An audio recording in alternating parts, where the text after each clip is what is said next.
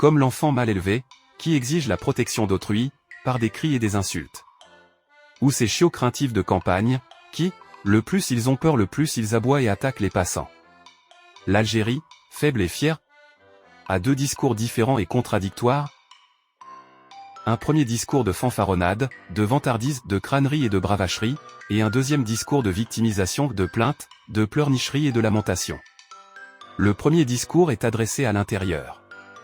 À leur peuple assoiffé de fierté nationale, accro à l'illusion de grandeur et de puissance. Et qui rêve d'une supériorité sur le rival marocain. Le deuxième est adressé à la communauté internationale, pour tenter de diaboliser le Maroc et le salir. D'inciter les pays contre lui, feindre d'être un pays pacifiste, civilisé et respectueux du droit international. En face d'un État marocain voyou, qui menace sans cesse la stabilité de la région.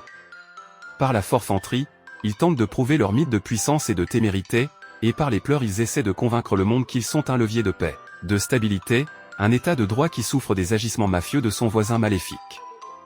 Telle une veuve délaissée qui calme l'angoisse de son enfant terrifié en lui promettant d'écraser l'ogre assaillant, tandis qu'à l'extérieur, elle mendie par ses larmes la protection et l'aide. Voici quelques exemples de leurs contradictions. 1. Dans le cadre du premier discours, celui de grandeur, ils nous disent allez libérer vos terres occupées. Et récupérer Ceuta et Melilla.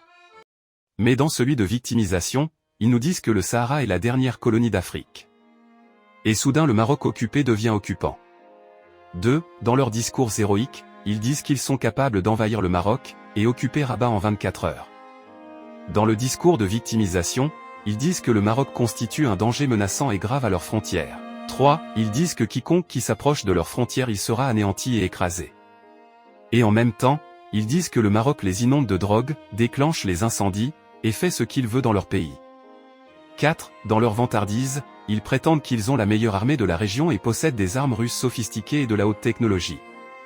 Mais en même temps, ils se plaignent de la coopération militaire du Maroc avec Israël, qui les terrorise. 5. En se vantant ils disent que le Polisario bombarde les camps marocains, détruit nos bastions et nos bases et fait de lourds dégâts dans nos rangs. Mais en se victimisant, ils disent que le Maroc occupe le Sahara, extermine les Sahraouis, et assassine même les camionneurs algériens. 6. Tantôt ils disent qu'ils dominent l'Afrique, et qu'ils sont les maîtres du continent. Tantôt ils accusent le Maroc de contrôler l'Union africaine, la CAF, et corrompre les leaders africains. 7. Tantôt ils disent que le Maroc est sous tutelle française, et n'est qu'une province dépendante créée par Lyotet. Et tantôt ils disent que le Maroc espionne le téléphone du président français, et que ses lobbies influencent et circonviennent les dirigeants français et même européens. 8. Tantôt ils disent que le Maroc est isolé et combattu de partout. Tantôt ils disent que c'est le Maroc qui complote pour les isoler. Ainsi, le Maroc a créé chez eux sans le vouloir une sorte de schizophrénie. Qu'ils ont deux versions et deux explications contradictoires de chaque chose. Déchirées entre une fausse hypothèse de puissance et de bravoure, et une réalité de faiblesse et de faillite. Ils appuient la fausse théorie par des allégations et des slogans de bravacherie. Et justifient leur faiblesse par une animosité et banditisme du voisin ennemi. Ils expriment leur force fictive par des avertissements sans lendemain. Et minimisent la force marocaine réelle, par des jugements moraux comme la corruption, le non-respect des conventions etc. Ils tentent de camoufler une frousse mortelle, par des crocs et des ongles imaginaires. Ils ne peuvent émettre que des aboiements creux ou des gémissements affectés.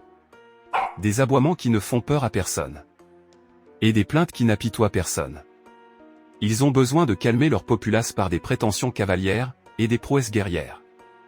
Et ils ont besoin de mendier la compréhension et l'écoute du monde. Ce monde qui ne croit plus ni leur bravade ni leur doléance. Fruit du mariage entre un mythe glorieux et une réalité chétive, entre une fierté infondée et une petitesse indéniable. Ils sont contraints de ressasser ce discours héroïque pour prouver le mythe. Et contraints de formuler des griefs pour quémander l'aide des autres, à contrer cet ennemi dont la puissance est réelle. Vacillant entre le discours de la force et celui de la petite morale. Deux discours en apparence contradictoires, mais qui expriment en vérité le même sentiment, la crainte, l'inquiétude et le désespoir. Mal partis, ils vivent dans le risque d'une chute imminente. Leur déséquilibre existentiel se reflète sur leur discours politique. Et les transforme en une créature double, louche, contradictoire et pitoyable.